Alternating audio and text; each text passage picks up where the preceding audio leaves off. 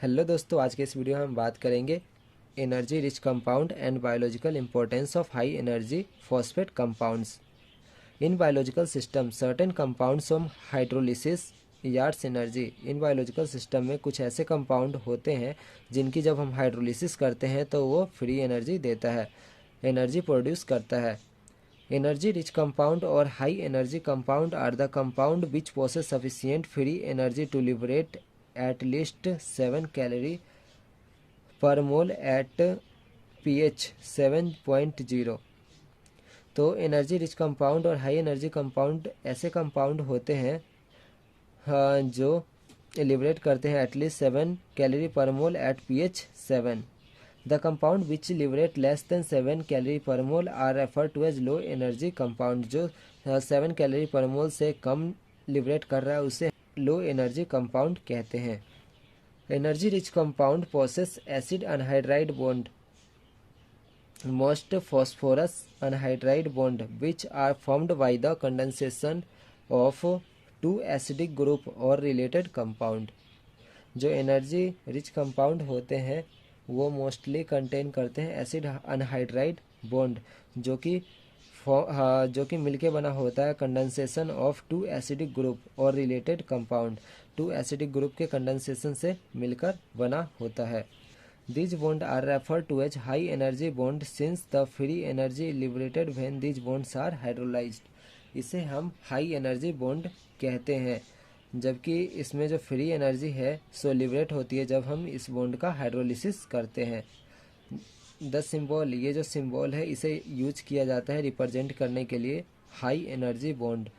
High energy bond कोई भी compound के बीच में अगर रिप्रेजेंट करनी होती है तो इस बॉन्ड से रिप्रेजेंट किया जाता है। जैसे कि अगर एग्जाम्पल की बात करते हैं AMP के बीच में ये जो सिंबल है फॉस्फोरस, फिर ये सिंबल, फिर फॉस्फोरस इक्वल टू ATP। तो ये जो सिंबल का मतलब है इन दोनों के AMP एंड फॉस्फोरस के बीच हाई एनर्जी बॉन्ड है और फॉस्फोरस के बीच में हाई एनर्जी बॉन्ड है। The high energy compound in biological system. कौन कौन से हाई एनर्जी कंपाउंड है बायोलॉजिकल सिस्टम में? इसमें रिड्यूस्ड कोएंजाइम आते हैं और the high energy phosphate compound आते हैं, जिसका कुछ एग्जांपल है फॉस्फोरिक अनहाइड्राइड्स, जिसमें ATP और ADP adenosine triphosphate, adenosine diphosphate, enol phosphate, acyl phosphate, थियो एस्टर फॉस्फोफेजेज। इसके बाद कुछ लो एनर्जी फॉस्फेट कंपाउंड्स आते हैं। लो एनर्जी फॉस्फेट कंपाउंड्स में आते हैं glucose 1 phosphate, fructose 1 phosphate, glucose 6 phosphate. Phosphoric anhydride ATP और ADP, adenosine diphosphate, adenosine triphosphate, adenosine diphosphate. ATP is the universal energy currency in a cell. जो ATP होती है universal energy currency होता है cell का। Component of ATP, different component होते हैं ATP के, ribose sugar, adenine, a string of 3 phosphate. The structure of ATP shows 2 pyrophosphoryl और फॉस्फोरिक एसिड अनहाइड्राइड लिंकेज। जो स्ट्रक्चर होता है ATP का वो हमें बताता है कि इसमें 2 पायरोफॉस्फेट और phosphoric acid anhydride linkage present है।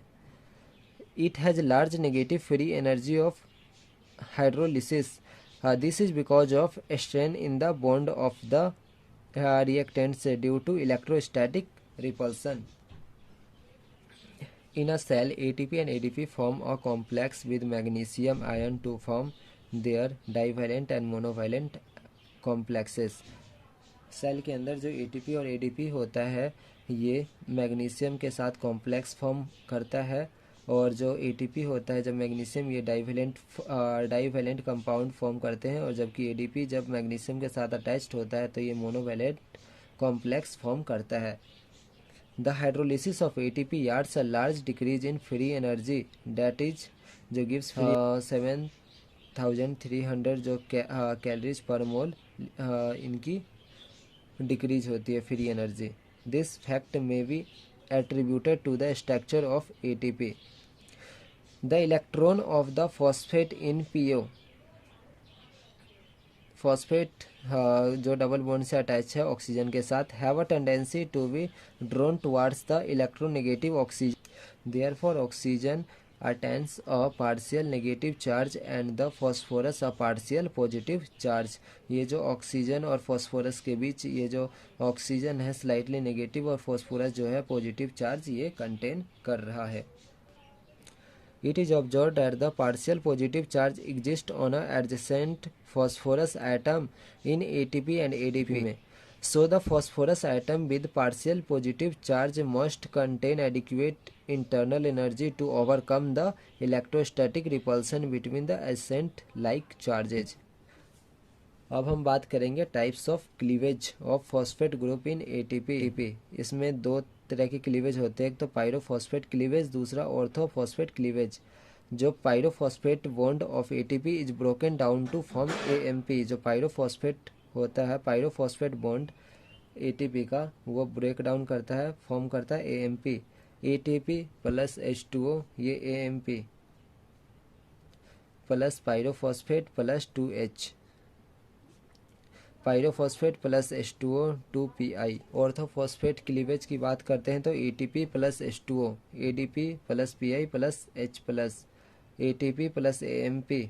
जो रिवर्सिबल का ये साइन होता है, मतलब जो रिएक्शन है फॉरवर्ड अप और बैकवर्ड दोनों में जा सकती है। 2 ADP फॉर्म हुआ है। करेंगे ATP and ADP cycle. ATP is an important universal free energy currency molecule in living organism. जो ATP है ये यूनिवर्सल फ्री एनर्जी करेंसी होता है मॉलिक्यूल में, लिविंग ऑर्गेनिज्म में।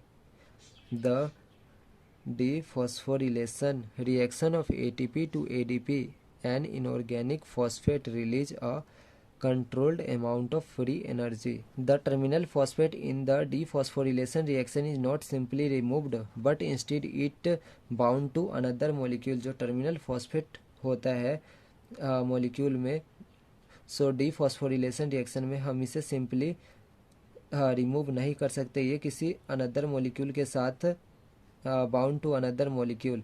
जैसे कि ATP का जब हम X के साथ रिएक्शन कराते हैं तो ATP का जो एक फॉस्फोरस है एडिनोसिन ट्राईफॉस्फेट, 3 फॉस्फेट में से एक जो फॉस्फेट है X के साथ ये अटैच हो गया है और ये जो हमारा सिंबल है हाई एनर्जी का सिंबल है।